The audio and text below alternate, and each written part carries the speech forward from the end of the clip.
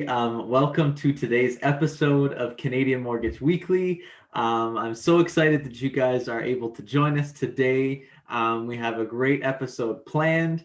We also have Joe back. It is great to have you back, Joe. I did the last couple weeks just covering off some first-time homebuyer topics, but now Joe's back and he has prepared a really awesome new series that we're going to be going through for the next couple weeks. So thanks for joining us today, Joe. How are you today? Hey Sam, yeah, that's great introduction there, and I'm really excited today to do this series with you, and it's great. It's really great to be back. It was good to also have you on last week to do the first time homebuyer series there. I know you talked about a lot of good information there for first time home buyers and what they need to do to get started, as well as some tips and some rebates and some credits that they can Mm-hmm. get. So definitely, if you're a first time home buyer, check out Sam's series that he did. But yeah, great to be here. And Sam, it's good to have you on as well. I know you've been with Mega Mortgage now for just over a year. I hope you've been enjoying it. Originally, Sam is from Ottawa, in case anyone is interested. And he moved to Barrie. He's married to Grace Thompson. And actually, if anyone's looking for a photographer, great photographer out there, check out what's the Facebook page there, Sam? What's the name of the Facebook I think page? it's Grace Thompson Photography. I think is her site and her Facebook as well. Yeah. Oh, that's great. Well, perfect. And yeah, great to have you on today, Sam.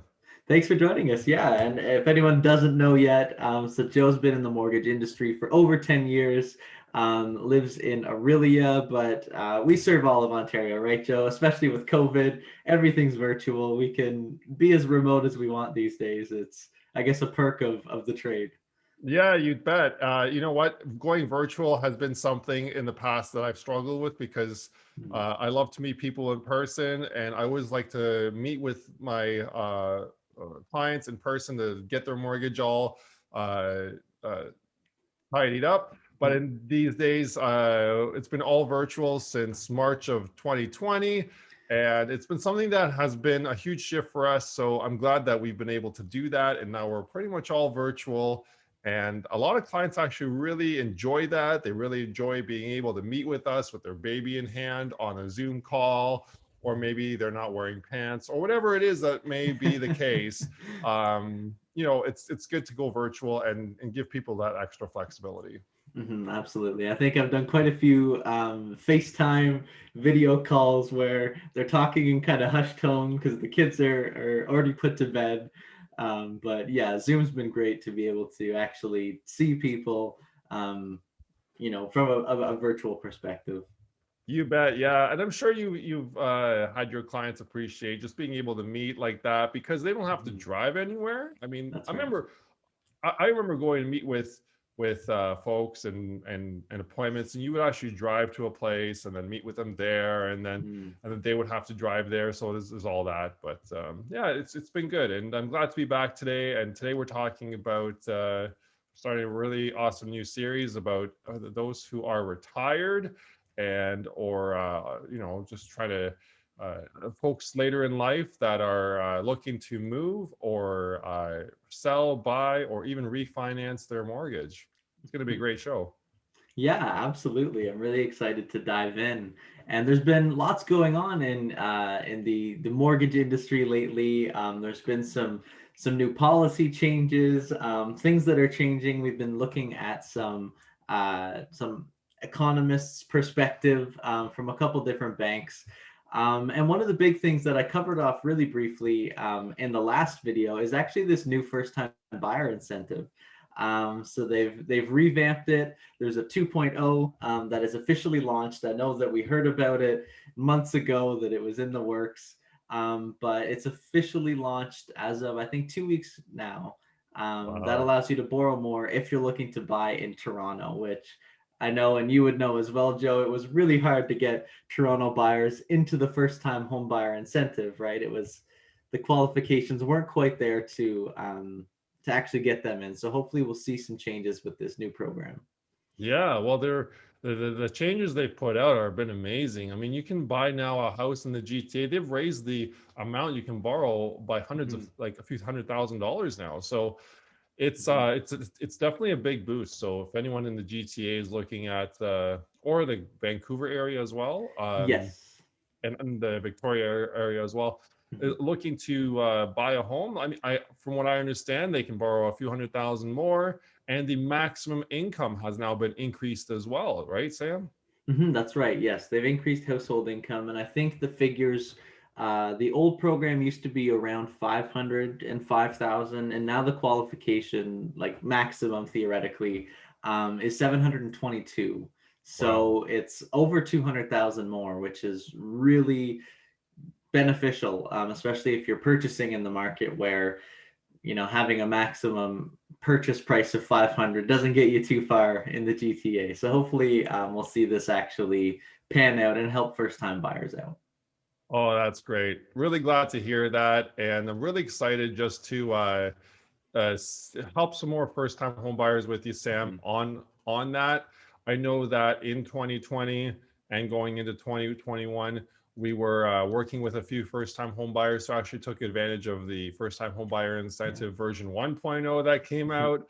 It was a little bit of a challenge, but we successfully were able to do a few of those, and that's great. So looking forward to just helping anyone out with first-time buyer incentive 2.0. Awesome. Hmm. Yeah, and there's some new news as well that's coming out. I know that there's that stress test that's coming out on Yes. June the 1st.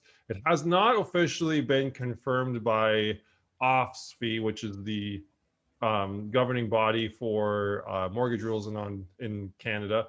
But essentially, the banks have already started sending us brokers and agents and lenders have been starting to send out notices saying that these are the changes, that how the banks are implementing them, as well as when they will be affected. All the banks are saying that uh, it's not till June 1st, and it's still a maybe. But from what everyone is saying and the language that the banks are using, it's sounding like, and it was also featured in the TD economic update, that this is a 99.9% sure thing at this point. Mhm. Yeah. And Sam, as you know, this affects only uninsured mortgages, which means mortgages with 20% or more down payment. And it's funny, right, Sam, that that anyone that puts less than 20% down gets subjected to a lesser stress test. Isn't that funny? Yeah, that is right. It's good to know because I think my assumption is the policy is to again help first time buyers. I'm not sure how much the Yeah, new stress test will actually push anybody out who's putting over 20%. But it'll be interesting to see the effects that it actually has in the market once that because everybody who's buying a rental or an investment property needs to put 20% down. So it'll be interesting to see how it affects the actual market if we see less, rentals being purchased and more first time permanent. This is my primary residence. But yeah, it'll be interesting to see, what the actual end result is of the new policy for that. exactly. And this is not yet confirmed. And Sam, this is new information for you as well that I'm bringing up now. But something else I've been hearing about, and some other brokers I've been chatting about online on some groups that I'm a part of, Hmm. that they're saying that these stress test changes for mortgages with 20% or more down will actually not be. These rules will not affect lenders that deal with mortgage brokers that are not banks. So that's a Okay. mouthful, but say, for example, a big bank, you can't, will be subjected to the higher stress test, whereas um, a monoline lender, which is a lender that just does mortgages through a mortgage broker, will not be subjected to the test because of some technical, because of some technicalities in the way that they classify their mortgages. So that's something that we'll save for a future episode if it actually comes to fruition. But for now, that's one of the. I also wanted to share that with you there as well, Yeah, Sam. it's great information to know. Yeah, yeah. So another thing is that Sam and I and Terry Lane at the office have been looking into what's happening with the economy, and in Canada, all the lenders now are coming out with their economic forecasts. So we've recently heard TD's economic forecast this week. and Scotiabank's economic forecast this week as well. And there's some really good news coming out of those forecasts. They're saying that right now we're on fire with the real estate. I mean, there are the articles coming out now saying that there is a lot of hot real estate. So there might be a little bit of cooling, and that's a consensus across the board. However, the consensus is that the third quarter is going to be even crazier than the first quarter.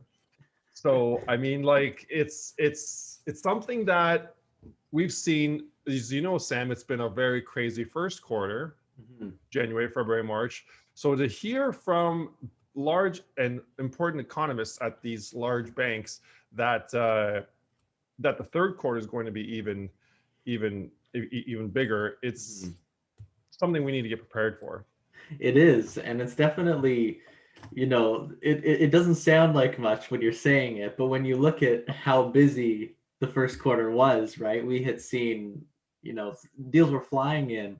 So the Yeah. fact that it's even more coming up this fall, yeah, it's gonna be quite interesting. And I liked on one of the um, economic videos we were watching, he what was his analogy of a slingshot, right? Where it kind of like there is that cool period, and then it just launches into this burning market, as you were saying. So yeah, I Yeah. guess we're heading into that new phase, right? We are, yeah, and it's really going to depend on how coronavirus and the vaccines play out. Mhm. From what I'm seeing, first doses are happening now. Second doses will be happening August, September. So that really plays into the fact that, come the fall, there's going to be a lot of folks that have their second dose. There's going to be a lot of people that are ready to move, that have been waiting on the sidelines. And hopefully the economy will open back up full-fledged, so we could see a lot of people that have been waiting on the sidelines to move, to make those decisions, whereas others have been making those decisions. Like you said, the slingshot is just going to throw all those people into the market into the fall. Mhm. Yeah. All right, we should get started on our presentation today. I know that we only have a limited amount of time. So Sam, we'll just dive right into it here. I know that we've been chatting a little bit about, what it takes to purchase a property. I don't know if you can see this here. Let me Mhm. just actually get out of there, and I'll actually do a presentation of this. And I know we've been chatting a little bit about, what it takes to buy a home when you're retired, or perhaps you've been working full time all your life and now you've reduced your hours to part time. Right. It can be hard to qualify for a mortgage. For sure. Yeah. So let's just see here. I got this here. And are you able to see that? Yeah, it looks great. All right. So yeah, this is episode 20. So before we actually continue on, a big celebration to episode 20. It's been a good year for Mhm. Canadian Mortgage Weekly Live, and I'm excited to be on episode 20 and hopefully many more episodes to come because I really enjoy doing this. Mhm. Yeah. So buying and selling your home and possibly refinancing your home while retired. I know this is a big question a lot of people have. We have people calling in. They'll tell me, you know what, Joe, I've retired. I'm on CPP pension now, and I have a $1 million home, and I'm looking to sell that home and just move my $300,000 mortgage to a smaller, lower priced home. Well, Mhm. that can be an issue, especially if your salary has been eliminated. Right. Yeah, so some typical scenarios, and it's a two-part series. So today we'll cover off some of the basics, some typical scenarios here, folks selling and trying to secure a mortgage on a smaller home, like I just mentioned. There's also folks that will, they'll have a home and they'll want to make it more accessible for themselves. Maybe they want to put in a stair lift, make it more accessible that way. And they will need some money for those renovations. Or maybe they'll want to put in an elevator and they'll need some money for those upgrades. Or perhaps they'll want to make the outdoors more accessible or add some more living space because of COVID and being more inside more. Those are all considerations that we're seeing right now. And also the last one being debt consolidation is the last one there. These are the three biggest scenarios we're seeing. And as you know, Sam, debt consolidation is a big one too. People sometimes get in a hiccup in life Mhm. and they may need to use their home equity to pay off some debt. It's not a bad thing, and it actually puts them in a better financial situation. Thing is, once you're retired, it's really difficult because the income is no longer there. However, maybe your equity is high and perhaps you have a lot in savings. Mhm. Yeah. So in these cases, we see a lot of the folks that are buying and selling and wanting to refinance. They're often only earning Canada Pension Plan or old age security from the government, which is not a very amount of money, not a very large amount of money each year. These folks, they do have great credit, typically over 700 credit score. They have great assets. Typically, they own their own vehicles. Typically, they have a very small mortgage left on their home. And typically they have a lot of money tied up in RRSPs, TFSAs, and other stocks and bonds. But the thing is, we're seeing, Sam, it's, as you know, if we don't have an income, typically the banks and lenders and credit unions, they don't like those kind of files and they typically don't approve them. Yeah, it becomes very difficult that, and it can be hard to understand when you have the assets you have such a low mortgage amount that you can't qualify, but that really is a huge determining factor in what your actual income is, to, have any mobility in the housing market. Exactly. And something that would be a great thing for someone to do is if they're planning to retire, or they're planning to uh, cut down their hours, would be to actually do all these changes on their mortgage and moving before they actually pull that trigger Hmm. instead of after, because Right. then we wouldn't have to worry about all these considerations. Hmm. Yeah. So, I mean, we're talking about these typical struggles again, not enough income because it's a fixed income. Folks aren't working, they're enjoying life, they're relaxing, they're traveling, they're RVing, they're camping, maybe not camping, but all those things. Hmm. They have good or great credit, lots of equity, and yes, cannot get approved through typical banks.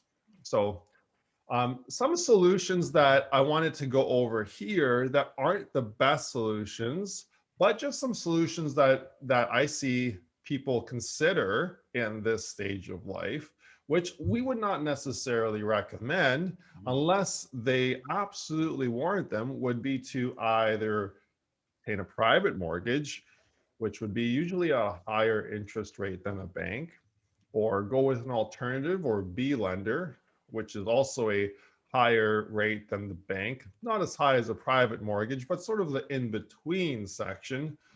Um, or lenders that specialize in retired financing. And this is where, there's no bank you can actually walk into today, no branch that you can actually walk into today that specializes in this type of financing.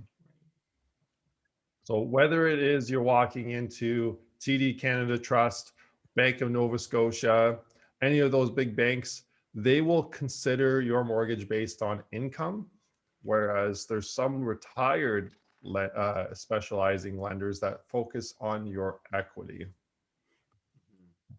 And that's what Sam and I wanted to go over this week and next week as we cover off our series, because there's a lot of different options you can do. And if you're looking to move or make any changes on your mortgage and you've already pulled the trigger and cut back your hours or retired, this would be a really good solution compared to a private mortgage or an alternative lender. Hmm. Yeah, and I think that's really the the purpose of what we're going for with this is showing that there's options available that, are less stressful or less financially strenuous, because we know from working with some clients who can't go through a traditional A-list lender. There's quite a lot of fees, and it adds up quite a lot, trying to process it as a private or alternative lender. There's a lot going on, and especially at the later stages of life, you don't want to be dealing with, going through this cartwheel process to get approved. We want to have options that are available to you, specialized for what your needs are. I agree, Sam.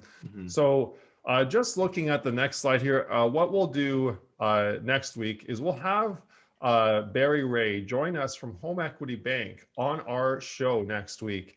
And I'm really excited about this because not only are we having a bank join us, but specifically in this area, they will speak to some of the ways that they can actually help our clients uh, get what they need if they've pulled the trigger on a retirement or cutting back their hours, and TD Canada Trust or Bank of Nova Scotia or those big banks just won't approve them anymore because their income is too low, and they still want good rates and they don't want to pay any fees and all that stuff. So we're gonna have Barry Ray from Home Equity Bank come on next week, and we'll have a little chat with him and go through some examples. And I'm really excited about that, Sam. Yeah, yeah, me too. It'll be great to have, yeah, really a expert and financial, voice on one of those lenders. And I think it'll be awesome to run through a couple, like you were saying, a couple of those scenarios of, what it actually does look like for, people who have retired, their qualifying amounts, and some options that are available to them. Awesome. Yeah, I'm looking forward to that. I know Barry's got some tricks up his sleeve that he will share with us on Thursday next week. But until then, we just wanted to take a moment and go through some of those eh, considerations and struggles that people typically go through when they're trying to get a mortgage while they are retired or have their hours cut back. Because like I said, sometimes those people are caught off guard because they have great credit. They all have hundreds of thousands of equity. Perhaps they'll own a $1.5 million home and they'll have a $300,000 mortgage. That's a very small amount of mortgage compared to how much house they have. So from the client's perspective, I mean, I understand you're coming into the appointment thinking, I have such a small mortgage compared to my home value. I have all this money tied up in retirement assets. How can I, and I own my own vehicles. How can I possibly not get approved for a mortgage? But it's just the way the rules are these days. And it's not like it's 2008 anymore. It's 2021. And banks are actually looking at income these days. So when you have a lender that actually specializes in retirement financing and has all the options available like Home Equity Bank, which we've worked with before, it's good to be able to share that with everyone. And to have somebody, yeah, who's in your corner, and all of the programs and products that they offer are specialized to your scenario rather than the reverse of you trying to work into a new buyer, under all of those qualifications. It's really specialized to, your stage of life. Yeah, you bet. So just to go over some of the items we'll cover off next week. This will be episode 21. We'll just cover off how there are mortgages available for folks that are retired, where you can actually choose to make payments or not. That can be good, especially later in life when you're on a fixed income. As well as we'll be able to look at some folks that because first-time home buyers right now are having such a hard time getting in the market. One of the things we're looking at is how parents can help their kids with buying a home. And I know Barry's got some information on how he can help that with some products available at Home Equity Bank. Yeah, I think that's a huge one, as we're seeing a lot of buyers are needing to have that conversation with their parents, regardless of, stage of life, or like we're saying, assets or savings. Sometimes their income is not enough, and that's a very common conversation that we have with prospective clients that are looking to get into the market. So yeah, it's a really big topic that's becoming more and more common. You bet. So I'm just going to take this opportunity to open this up to any questions. If you're watching on YouTube or Facebook, drop a question below. We'll see it right away on live. Or if we're not live, then go ahead and drop a question and we'll get back to you at a later point. If you're watching on Twitch or Daily Motion or any one of our other channels, some of these channels we've recently added, so if we don't get back to you right away, I will try to get back to you eventually. But right now, at this point, I don't see any questions. So a lot of the times, Sam and I, we do get our questions privately and after the show. So if you have any, do give us a shout. And if you have any, if you're a first time home buyer, or if you are retired or know someone that could benefit from next week's episode 21 of Canadian Mortgage Weekly Live, tell them to tune in on Thursday at 11:30 for a special treat. All right. Well, thanks for joining us today, Sam. Again, Sam Thompson, mortgage agent with Mega Mortgage here in Simcoe County, and myself, Joe Bladek with Mega Mortgage, saying have a great week, and thanks for watching.